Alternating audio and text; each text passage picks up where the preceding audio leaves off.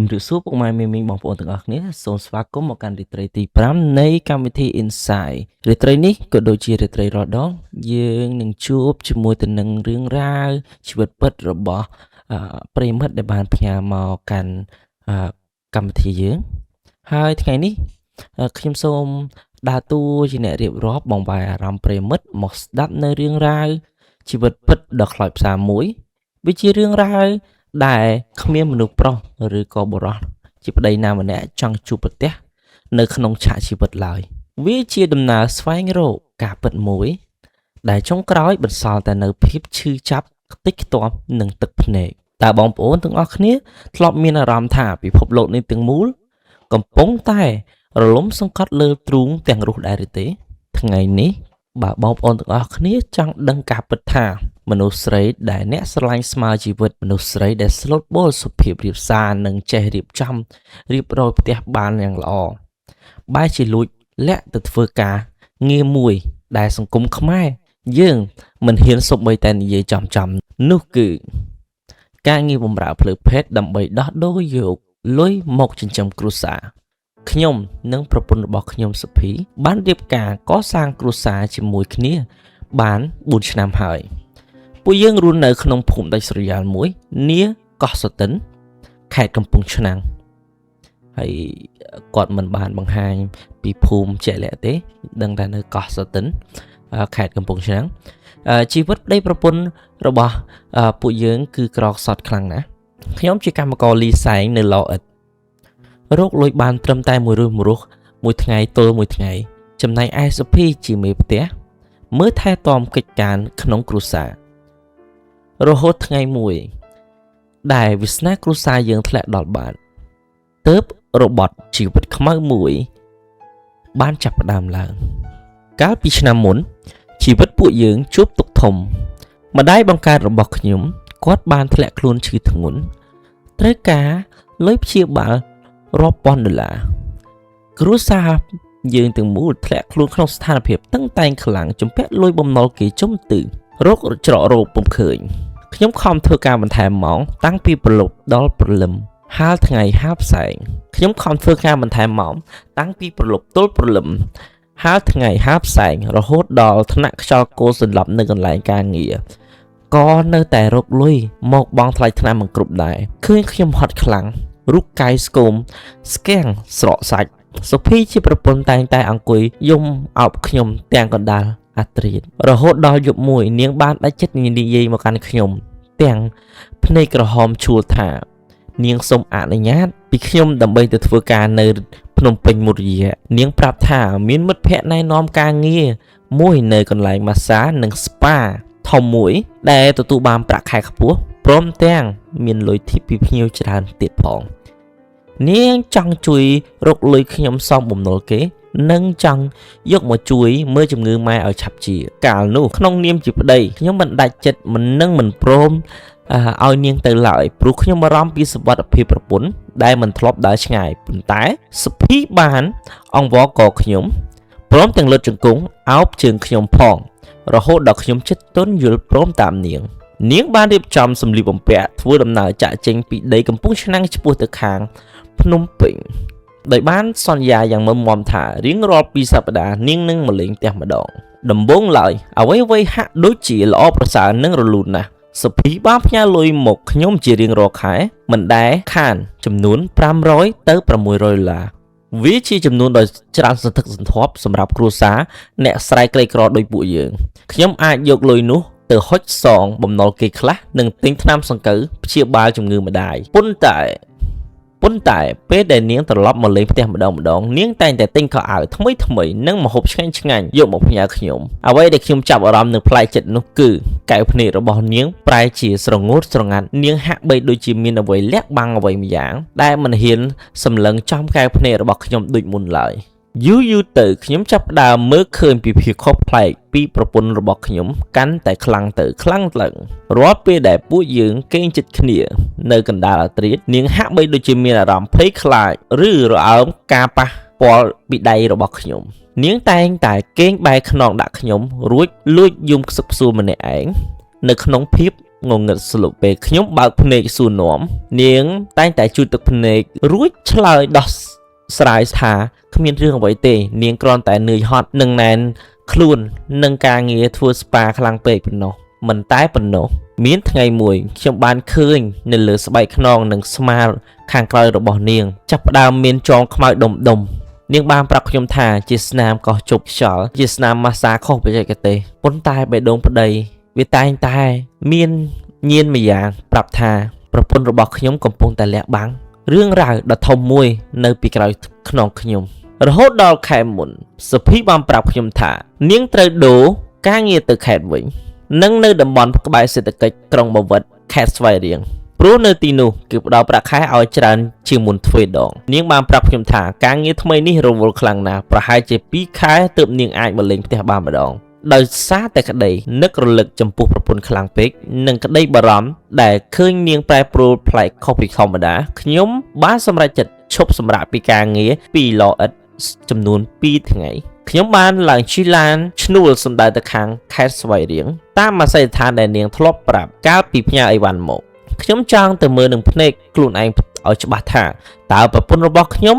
នាងត្រូវធ្វើការហត់នឿយនិងលំបាកលំបិនយ៉ាងណាបានជាធ្វើឲ្យមនុស្សម្នាក់ប្រែប្រួលរហូតដល់ថ្នាក់នេះខ្ញុំបានធ្វើដំណើរដល់ក្រុងបាវិតនៅវេលាម៉ោង 9 យប់វាជាក្រុងព្រំដែនដ៏ស៊ីវិល័យហូរហែទៅដោយពន្លឺភ្លើងពណ៌ឆើតឆាយនិងកាស៊ីណូធំវាជាក្រុងព្រំដែនដ៏ស៊ីវិល័យហូរហែទៅដោយភ្លើងពណ៌ឆើតឆាយនិងកាស៊ីណូធំខ្ញុំបានស្វែងរកអាសយដ្ឋាននោះទាំងមិនស្គាល់ផ្លូវរហូតដល់បានឃើញហាងមួយមើលពីក្រៅវាហាក់ដូចជាហាងកាត់សក់និងម៉ាស្សាធម្មតាទេប៉ុន្តែនៅខាងក្នុងមានស្រីក្មេងៗស្លៀកពាក់ខោចលើខោចក្រោមអង្គុយចាំភ្ញៀវជាជួរពេលនោះបេះដូងខ្ញុំចាប់ផ្ដើមភ័យអន្ទះអន្ទែងដើរមិនត្រង់ជើងឡើយខ្ញុំលួចទាញមួកយកមកបាំងរួចអង្គុយនៅតូបលក់ទឹកបន្តិចក្បែរនោះដើម្បី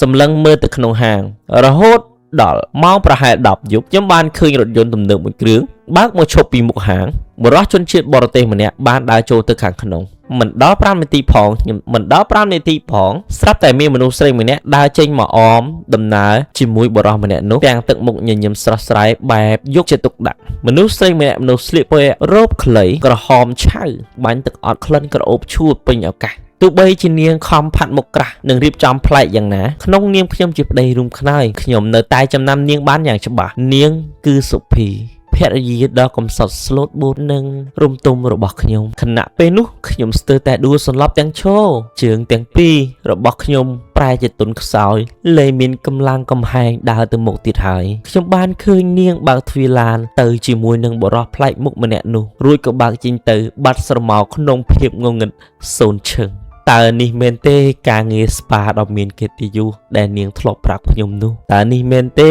ជាប្រភពលុយរាប់រយដុល្លារដែលនាងខំផ្ញើមកស្រុកជារៀងរាល់ខែ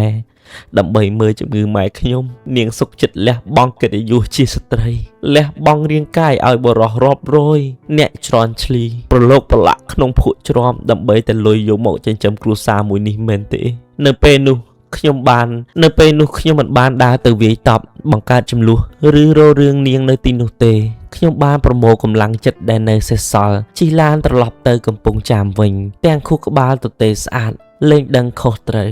ពេញមួយផ្លូវធ្វើដំណើរទឹកភ្នែកខ្ញុំហូរមិនដាច់ខ្ញុំយំខ្សឹបខ្សួលដូចមនុស្សឈួតខ្ញុំខឹងខ្លួនឯងខ្ញុំស្អប់ខ្លួនឯងដែលជាមនុស្សប្រុសមិនបានការគ្មានសមត្ថភាពរកលុយមើលជំងឺម្ដាយរហូតដល់ថ្នាក់រុញច្រានប្រពន្ធខ្លួនឲ្យធ្លាក់ក្នុងរណ្ដៅនៅរក់បំរើផ្លូវភេទបែបនេះ3ថ្ងៃក្រោយមកសុភីបានត្រឡប់មកលេងផ្ទះព្រោះនាងបានដឹងដំណឹងថាម៉ែបានធូរស្រាលច្រើននាងបានចូលមកផ្ទះទាំងញញឹមស្រស់បំព្រងរួចហុចលុយមួយដុំឲ្យខ្ញុំដូចរាល់ដងប៉ុន្តែលើកនេះខ្ញុំមិនព្រមលុកដៃទទួលលុយនោះទេខ្ញុំបានសម្លឹកមុខនាងចំទាំងទឹកភ្នែកហូរម៉ាត់រួចសួរទៅនាងទាំងសំឡេងស្ងប់ស្ងាត់តែមានទម្ងន់ធ្ងន់ដោយសួរនាងអំពីការងារនៅបាវិតនិងជនជាតិបរទេសកាលពីយប់មិញនោះតើគេផ្ដល់ប្រាក់ធីបឲ្យនាងច្រើនដែរឬទេគ្រាន់តែខ្ញុំសួរនាងចំបែបនេះស្នាមញញឹមនៅលើផ្ទៃមុខរបស់សុភីបានរលាយបាត់មួយរំពេចកែវភ្នែកនាង បើកធំធំខ្លួនប្រាននាងញ័រទៅត្រឹកដោយកូនចាមមុននឹងនាងដួល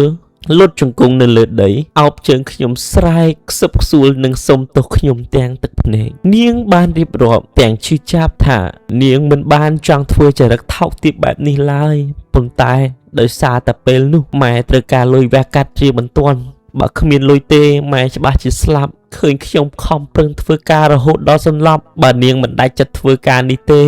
គ្រួសារយើងនេះច្បាស់ជារលាយបាត់បង់អស់មិនខាននាង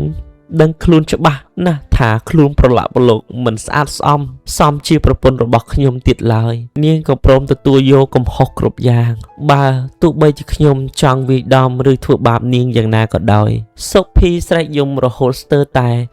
ដាច់ខ្យល់សន្លប់នាងបានហុចសម្បត្តិមួយច្បាប់ហើយនាងបានហុចសម្បត្តិមួយច្បាប់ដែលនាងបានសរសេរលាក់ទុកជាមុនមកឲ្យខ្ញុំនៅក្នុងសម្បត្តិនាងបានរៀបរាប់ថានាងមានគម្រោងនឹងសងបំណុលគេឲ្យអស់នៅក្នុងខែនេះរួចនឹងសុំលែងលះពីខ្ញុំព្រោះនាងមានអារម្មណ៍ថាខ្លួនឯងថោកទាបនិងប្រឡាក់ប្រឡូកពេកហើយមិនគួរនឹងរស់នៅជាភរិយារបស់ខ្ញុំទៀតទេប្រិមិត្តអ្នកស្ដាប់ទាំងអស់គ្នាអើយក្នុងនាមជាបុរសជាប្តីម្នាក់តែនៅក្នុងស្ថានភាពបែបនេះយើងគួរខឹងឬគឺគួរអាណិនកិត្តិយសរបស់មនុស្សប្រុសម្នាក់ត្រូវបានបំផ្លាញខ្ទេចខ្ទាំដោយដឹងថាប្រពន្ធរបស់ខ្លួនដេកជាមួយប្រុសដទៃប៉ុន្តែមូលហេតុពិតដដែលនាងសុខចិត្តធ្វើរឿងនេះដើម្បីតែដកដង្ហើមនិងសង្គ្រោះគ្រួសារមួយនេះតែប៉ុណ្ណោះខ្ញុំបានអោនខ្លួនចុះមកអោបសុភីនិងជាប់ទ្រូងពួកយើងទាំងពីរក៏បានអោបគ្នាយំពេញមួយយប់លុយកាក់ទាំងអស់ដែលនាងរកបានខ្ញុំបានសម្រេចចិត្តយកប្រគល់សងគេឲ្យអស់ភ្លាមហើយខ្ញុំបានបង្ខំឲ្យនាងឈប់ពីការងារនោះដាច់ខាតទោះបីពេលនេះនៅក្នុងចិត្តខ្ញុំមានស្នាមរបួសនិងភាពឈឺចាប់នៅពេលបិទភ្នែកនឹកឃើញរឿងរ៉ាវយប់នោះប៉ុន្តែខ្ញុំ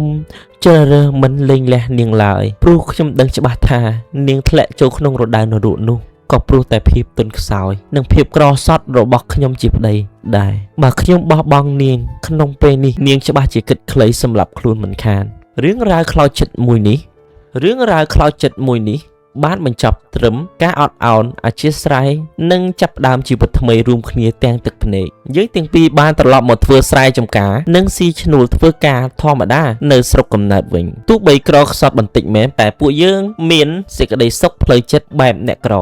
សូមផ្ដាំផ្ញើទៅកាន់អ្នកស្ដាប់ទាំងអស់គ្នាជីវិតពេលខ្លះវាបង្ខំឲ្យមនុស្សល្អម្នាក់ត្រូវដាច់ចិត្តធ្វើរឿងដ៏ខុសឆ្គងព្រោះតែពាក្យមួយឃ្លាថាតស៊ូដើម្បីគ្រួសារមុននឹងធ្វើការកាត់សេចក្តីអ្នកណាម្នាក់សូមមើលពីជំរឿចិត្តនិងការលះបង់ដ៏ធំធេងរបស់គេអរគុណប្រិមិត្តដែលបានស្ដាប់រឿងរ៉ាវមួយនេះតាំងពីដើមរហូតដល់ចប់សូមជួយចុច like subscribe ម្នាក់មួយផងណាដើម្បីជាកម្លាំងចិត្តដល់រូបខ្ញុំហើយបើពុកម៉ែមីងបងប្អូនទាំងអស់គ្នាត្រូវការចែករំលែកជាមួយទៅនឹងរឿងរ៉ាវក្នុងចិត្តរឿងរ៉ាវជីវិតពិតដែលមិនហ៊ានប្រាប់អ្នកណាទេពុកម៉ែមីងបងប្អូនទាំងអស់គ្នាអាចចែករំលែកតាម Telegram ខាងលើអេក្រង់យើងនេះផងដែរហើយសូមអធិស្ឋានផងដែរជាមួយកំហុសខុសឆ្គងនិងពាក្យសម្ដី